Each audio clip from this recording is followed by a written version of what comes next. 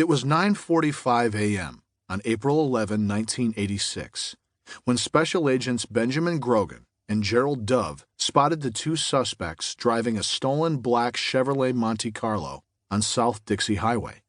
The pair had been robbing banks and armored trucks in southern Dade County over the past 4 months.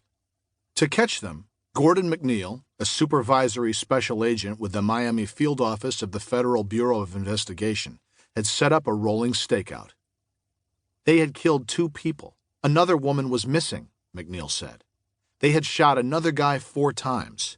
In my 21 years with the agency, I never felt more sure that when we found these guys, they would go down hard. Moments later, other FBI units converged. Soon, 3 unmarked sedans trailed the bank robbers. McNeil, closing from the opposite direction, spotted the black Monte Carlo at the head of the strange convoy. In the passenger seat, one suspect shoved a 20-round magazine into a Ruger Mini 14 semi-automatic rifle. "Felony car stop," McNeil shouted into his radio to the other units. "Let's do it."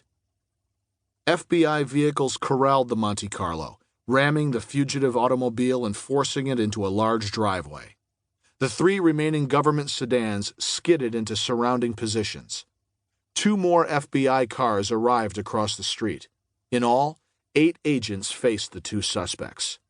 Suddenly, one of the fugitives started shooting. FBI men scrambled for cover and returned fire. The occupants of the Monte Carlo seemed to be hit in the fusillade, but the government rounds weren't stopping them. In the chaos, the federal agents struggled to reload their revolvers, jamming cartridges one after another into 5- and 6-shot Smith & Wessons. 3 of the FBI agents were members of a special tactics squad and carried 15-round S&W pistols. But none of the handgun fire seemed to slow the criminals. The gunman with the Ruger Mini 14 merely had to snap a new magazine into his rifle to have another 20 rounds instantly. One of his mags had 40 rounds. His partner had a 12-gauge shotgun with extended 8-round capacity. The bank robbers were armed for a small war. Agent McNeil took a round in his right hand, shattering bone.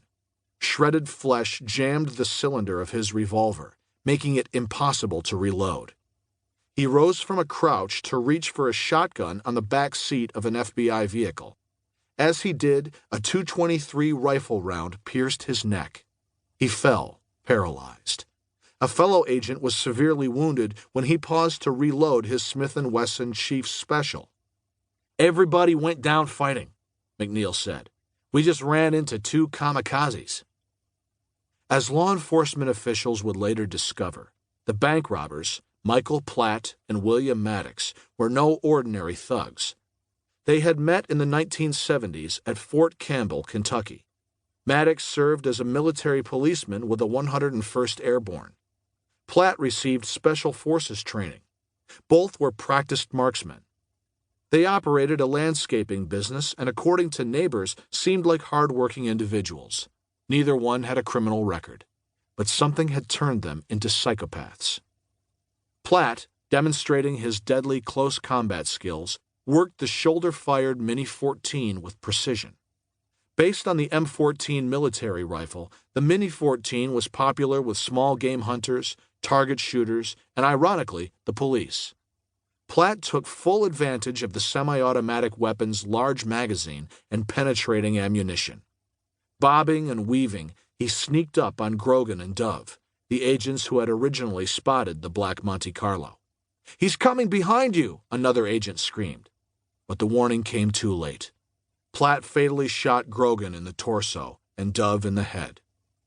The firefight had been going on for 4 minutes when Agent Edmundo Morales, badly wounded, staggered toward Platt and Maddox, who had piled into a bullet-ridden FBI Buick. A civilian witness described Morales' stiff-legged gait as stonewalking. Holding a Smith & Wesson .357 Magnum at arm's length, he fired repeatedly at the 2 gunmen at point-blank range, killing them both. It was the bloodiest day in FBI history.